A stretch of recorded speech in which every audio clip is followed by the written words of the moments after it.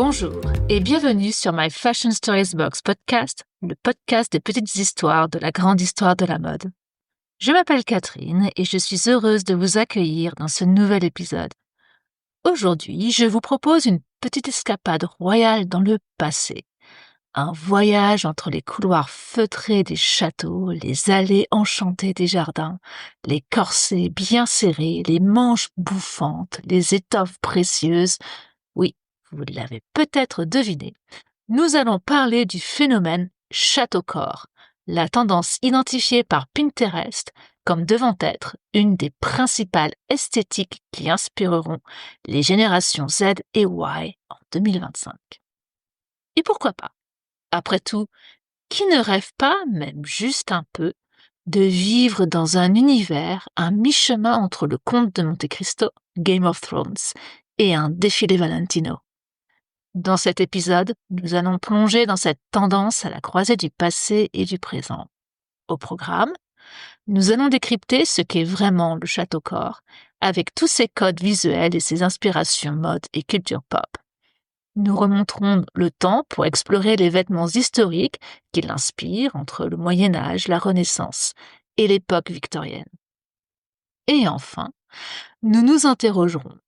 Pourquoi est-ce qu'on est toutes et tous en train de fantasmer un retour vers un passé qui sent bon la lavande, les bougies et les intrigues de cour?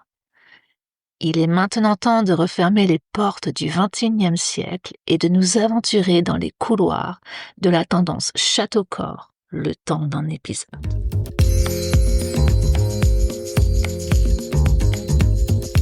Mais d'abord, qu'est-ce que c'est le château-corps? Eh bien, c'est un courant esthétique ou une tendance lifestyle pour les connaisseurs qui fait la part belle à tout ce qui évoque la vie de château. Un château de conte de fées ou de fantaisie un peu gothique, version stylée bien sûr. Dans un article publié le 26 décembre 2024 par Numéro Magazine, Émilie Nguyen, directrice du luxe et de la grande consommation chez Pinterest France, l'a décrit ainsi. C'est une tendance transversale qui touche différentes catégories comme par exemple la mode, la beauté ou la décoration. Elle renvoie à des textures riches, des palettes de couleurs sombres et des détails ornés, marqueurs de l'époque médiévale. En 2025, la génération Z et la génération Y s'inspireront des châteaux forts pour la décoration intérieure, tandis que la mode et les accessoires deviendront royaux et s'inscriront dans une esthétique gothique. D'ailleurs, sur Pinterest, au cours de l'année 2024, les termes les plus tendances étaient bague ancienne en rubis, qui a vu une recherche augmenter de 50%, robe bleue médiévale, plus 85% dans les recherches, collier en côte de maille, plus 45% dans les recherches, et le terme médiéval, qui a rencontré une augmentation de plus de 110% dans les termes recherchés sur Pinterest. Dans cette tendance, on y retrouve des éléments comme des robes longues, souvent fluides ou volumineuses, des corsets un petit peu revisités, des capes, oui, de vraies capes, des chemises à jabot ou à col montant, des manches gigots, coucou le 19e siècle, des manches bouffantes, coucou la Renaissance, de la dentelle, du velours, du satin, des brocarts, des bijoux anciens ou inspirés par l'âge médiéval, et une palette de couleurs qui oscille entre tons précieux, bordeaux, or ou ivoire, et teintes sombres mystérieuses. Mais cette tendance n'est pas si nouvelle que ça. En fait, elle est l'adaptation, la continuation de tendances déjà présentes, comme le mentionne Émilie Nguyen de Pinterest, toujours dans Numéro Magazine de décembre 2024. Les tendances gothiques sont en constante évolution ces dernières années. Dans notre rapport 2022, nous présentions déjà une tendance appelée « Oh my God ». Puis nous avons eu le western gothique en 2024. Cette esthétique château-corps est une évolution directe de ces tendances, influencée par le succès de séries et de films tels que House of the Dragon ou Le Comte de Monte-Cristo. L'origine de cette tendance serait-elle le monde du cinéma? Il faut dire que les références ne manquent pas. Pensez à House of the Dragon and Game of Thrones, évidemment. Versailles, avec ses perruques et ses brocarts à gogo. Nosferatu, ou encore La Demoiselle et le Dragon, une petite pépite rétro-gothique qui a enflammé TikTok. Et que dire de Chappell Room, la pop star qui a littéralement enflammé les VMA en 2024 avec une robe cathédrale aux allures de reine vampire médiévale. Et le monde de la mode s'en donne à cœur joie. Prenons la Maison Valentino et sa collection Printemps-été 2025. Pier Paolo Piccoli a littéralement ouvert les portes d'un univers romantique, baroque, avec des silhouettes dignes d'une héroïne shakespearienne. Chez Gucci, pour l'automne-hiver 2025, on entre dans un univers plus obscur. Cape longue, bottes en cuir haute, broderie alchimique, une allure presque de sorcière, non? Et puis, il y a Simone Rocha, Vivienne Westwood, la pionnière du mix punk et royal. Et mentionnons aussi Iris van Herpen, qui transforme les robes en de véritables armures futuristiques. Et même la fast fashion s'y met, avec H&M qui collabore avec Simone Rocha pour revisiter les codes du romantisme aristocratique, And Other Stories qui propose une ligne appelée Château Chic, et avouons-le, le nom est parfait pour le sujet de notre épisode, ou encore Reformation avec sa collection Modern Maiden qui propose des robes longues à manches bouffantes pour se sentir un petit peu Lady de la Lande. Bref, on est en plein revival du passé, mais revisité à la sauce contemporaine. C'est comme si on s'habillait pour un bal au château, mais avec une story Insta à poster juste après.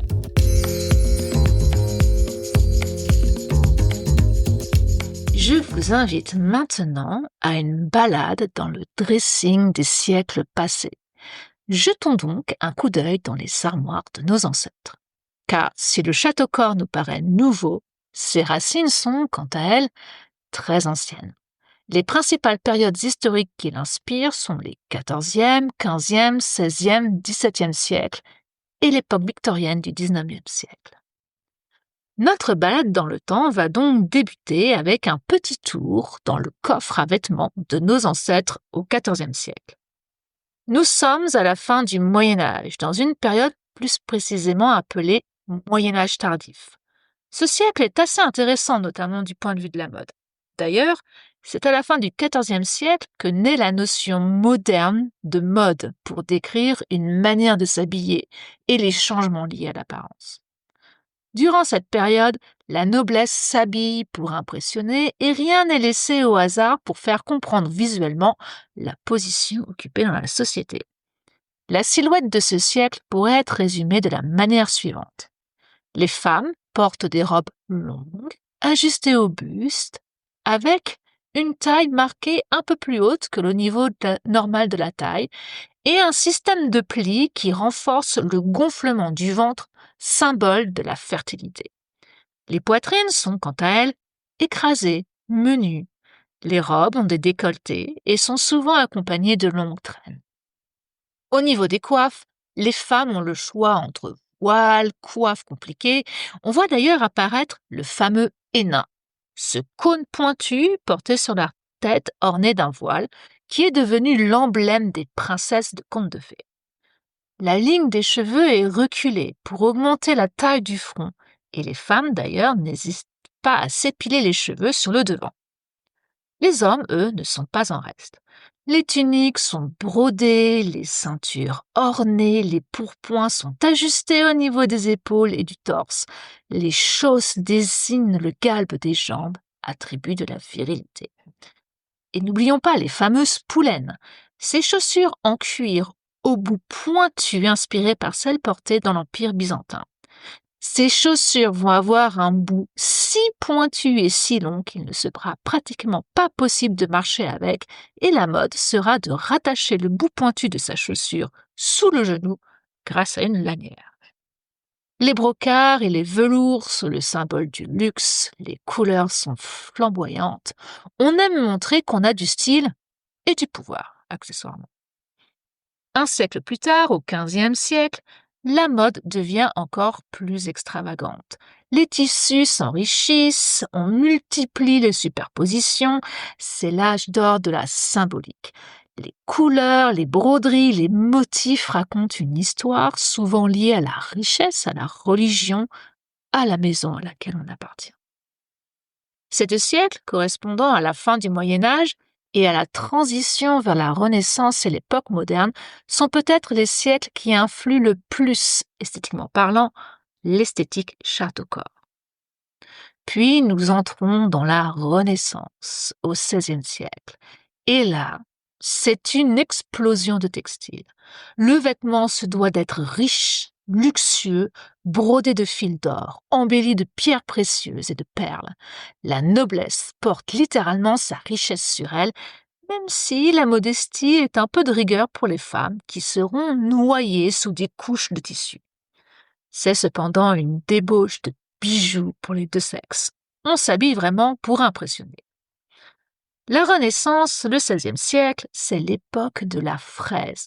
Ce col plissé un peu XXL façon collerette de clown chic qui apparaît durant la seconde moitié du XVIe siècle et qui est porté par les hommes et par les femmes.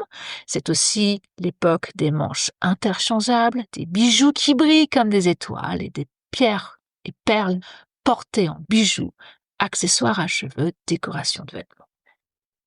Pour les femmes, la mode italienne, patrie de la Renaissance, va influencer la silhouette dès la première partie de ce siècle avec ses couleurs chatoyantes, ses décolletés carrés, ses manches bouffantes et ses tailles hautes. Puis ce sera la mode espagnole, pleine de modestie, tout en noir, avec un peu de blanc, couvrant le corps des femmes, qui prendra ensuite.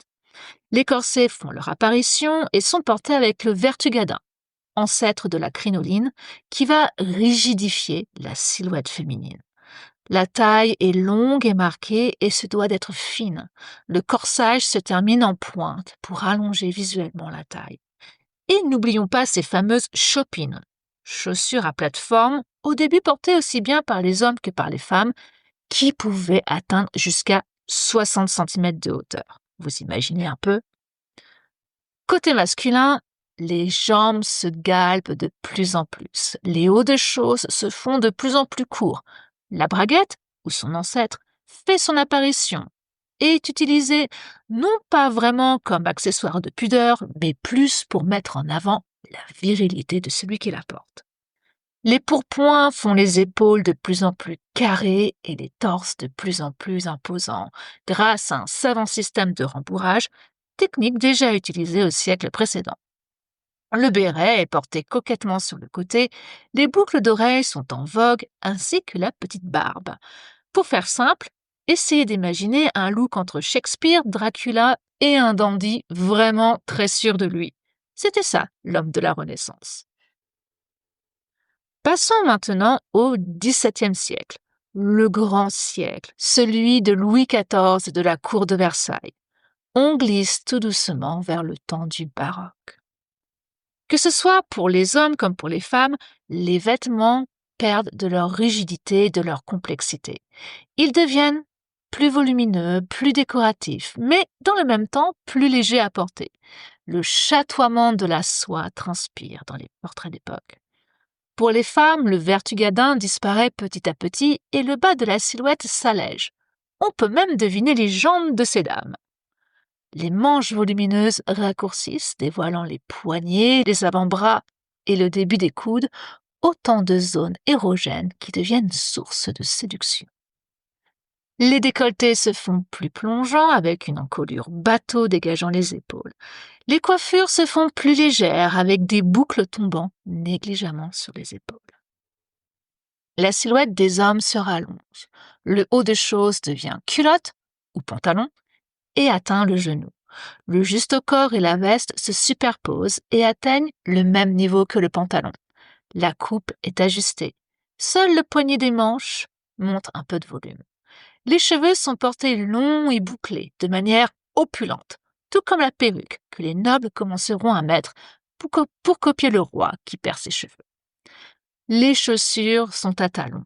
Les chausses deviennent des bas. Les soies et les dentelles sont à l'honneur et la cravate crée un bouillonnement de dentelles sur le devant de la chemise. sans oublier la canne qui fait son apparition. Accessoire qui n'a d'autre utilité que de souligner l'élégance et les bonnes manières de celui qui la porte. Il ne manquerait plus qu'on se serve une canne pour marcher. D'ailleurs, le look du moment pour les hommes pourrait être résumé à « Je suis plus noble que toi et je vais te le montrer avec ma cravate en dentelle de 2 mètres ». Sautons quelques années et quelques révolutions, Marie-Antoinette et la guillotine nous pardonneront, et direction maintenant le 19e siècle, avec plus particulièrement un focus sur l'époque victorienne. Cette période correspond au règne de la reine Victoria d'Angleterre et est associée au mouvement romantique. D'ailleurs, la mode de ce siècle puise son inspiration dans celle des 15e et 16e siècles avec un Gothic Revival, déjà à la mode à l'époque. Après quelques décennies de mode plutôt légère, inspirée par les statues grecques et romaines, la silhouette féminine devient spectaculaire et se complexifie. Le corset est serré pour mettre en valeur les tailles fines, la jupe a une forme de cloche grâce à la crinoline, les manches prennent du volume et sont appelées manches gigot car elles ressemblent à un gigot de mouton. Assez original. L'aspect général est en sablier. Période assez puritaine pour les femmes, dont le rôle était cantonné à être une bonne mère, une bonne épouse, une bonne fille et être le faire-valoir de la richesse familiale. Il ne fallait pas non plus qu'elles montrent trop de peau, et seules les jeunes filles en âge de se marier, et les femmes mariées mais pas trop vieilles non plus, pouvaient exhiber leurs épaules dans leurs robes de bal. On joue avec les contrastes, noir contre blanc, blanc et noir contre couleur, mat contre brillant, minimalisme apparent contre ornementation secrète, modestie contre consommation ostentatoire. Les hommes, eux, adoptent une élégance stricte. Redingote, gilet, pantalon, haut de forme, montre à gousset, gentleman oblige. Tout est en noir et blanc, ou presque. La Révolution française est passée par là et a tué toute velléité de frivolité, de couleur et de dentelle chez les hommes, maintenant trop occupés à contribuer à la société capitaliste naissante. Dans cette tendance château-corps, on retrouve aussi une inspiration venant de l'habit ecclésiastique de ces différentes époques, avec des robes longues et fluides, des capuches et des capes portées par les religieuses et religieux. N'oublions pas non plus la panoplie du chevalier, avec son armure, ses cottes de mailles, son plastron, ses ceintures larges, bref, tout l'équipement militaire de ces différentes périodes y passe. Mais ce qui est fascinant, c'est que dans chacun de ces siècles, il existait déjà des formes de fluidité dans les vêtements. Certains accessoires pouvaient être portés aussi bien par les hommes que par les femmes, surtout dans la haute société. Les hommes portaient des boucles d'oreilles, des rubans, du maquillage, des talons, de la dentelle, des couleurs vives, éléments qui sont maintenant associés à la mode féminine. À noter un rare passage au début du 19e siècle durant lequel les hommes, ces fameux dandys entraînés par Beau Brummel, ont porté le corset. Comme vous l'imaginez, cela n'a pas duré longtemps. Les femmes s'emparaient parfois de manteaux ou d'armures, même si rarement officiellement, à l'exception de notre chère Jeanne d'Arc. Et sans oublier la fameuse fraise col qui était portée par tout le monde. Bref, jouer avec les codes n'est pas nouveau, et le château-corps d'aujourd'hui n'est qu'un prolongement moderne de cette envie de se raconter à travers les vêtements. Et aujourd'hui, on revisite ces éléments historiques, mais on les rend plus inclusifs, plus personnels. On mixe les différentes périodes jusqu'à les mélanger complètement sous une forme d'anachronisme complètement assumé. Un corset peut se porter par-dessus un t-shirt, une cape peut être non genrée, une robe longue peut aller à tous les corps et à toutes les identités. Un col fraisé va venir agrémenter une chemise portée avec un blouson en cuir. Les accessoires vont rappeler les cottes de mailles des chevaliers, les bagues médiévales ou de la Renaissance avec des pierres précieuses, genre rubis, mais portées avec des bracelets tibétains. Le velours va venir habiller les robes, les vestes pour un côté dramatique, genre prince-princesse de contes de fées modernes. Les manches des sweaters vont devenir bouffantes, mixant Renaissance et streetwear. C'est ça aussi un des aspects de cette tendance château-corps qui en fait une force. Elle est ancrée dans l'histoire, celle avec un grand H, mais résolument tournée vers l'expression de soi. À retenir, pour créer votre propre silhouette château-corps, des corsages structurés, des manches bouffantes, des cols fraisés, des cols montants, des motifs héraldiques, des broderies élaborées, des silhouettes pointues et élancées, mais également sabliées, une esthétique sombre et mystérieuse, un peu ésotérique, des inspirations rosaces et vitraux d'église, des bijoux massifs, du velours, de la dentelle et encore de la dentelle, des capes, des gants, et peut-être que je l'ai déjà dit, mais je répète, des corsets. Bon, nous avons vu ce qu'est la tendance château-corps. Nous avons voyagé à travers les siècles dans les garde-robes, admiré les fraises, les capes, les corsets, les manches bouffantes. Mais maintenant, la grande question est pourquoi tant d'amour pour le passé? Pourquoi ce retour en force du passé? Pourquoi ce besoin de s'habiller comme si on allait dîner à la table du roi Soleil alors qu'on bosse en télétravail avec son chat sur les genoux, Poc Popeye et Sweepy, mes deux chats, et une tasse de thé sur son bureau? Eh bien, il y a plusieurs pistes à explorer, et certaines sont plus profondes qu'on ne le pense.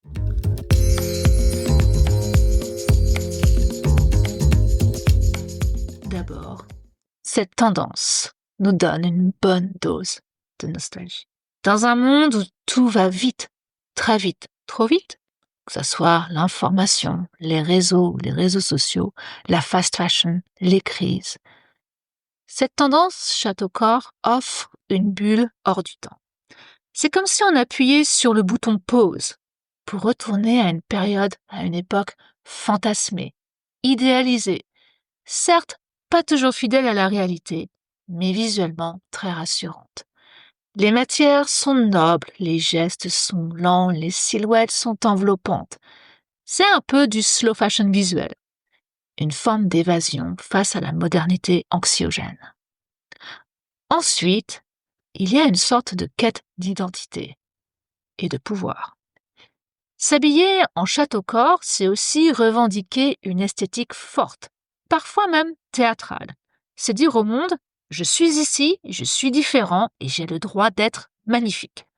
Les corsets deviennent des armures, les robes sont des capes de super-héros, les bijoux sont des talismans. Il y a une vraie revalorisation du vêtement comme outil d'expression personnelle, loin des dictats genrés minimalistes. Et ce n'est pas un hasard si cette tendance est portée par des créateurs ou des créatrices comme Simone Rocha, Valentino ou Vivienne Westwood, des figures qui ont toujours brouillé les lignes du genre, de la beauté et du pouvoir.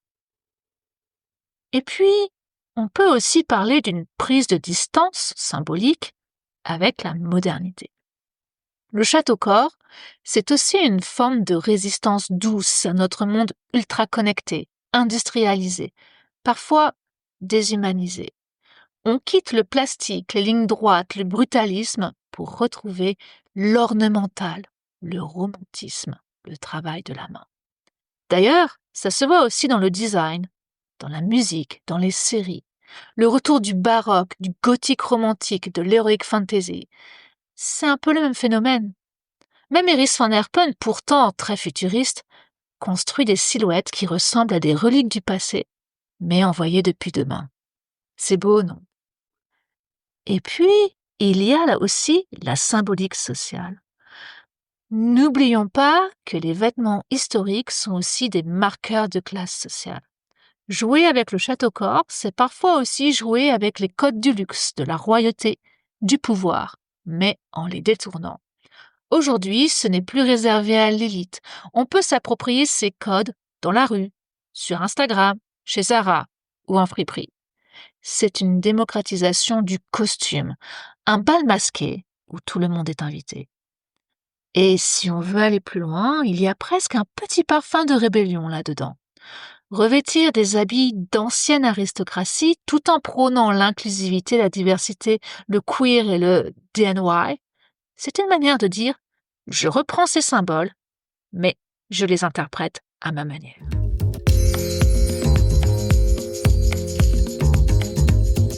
Pour conclure, le château corps, ce n'est pas qu'un look piné dans un board Pinterest avec une couronne de fleurs et un corset romantique. C'est une véritable conversation entre le passé et le présent, un mélange temporel, une fusion de différentes époques pour créer un style complètement anachronique, complètement unique.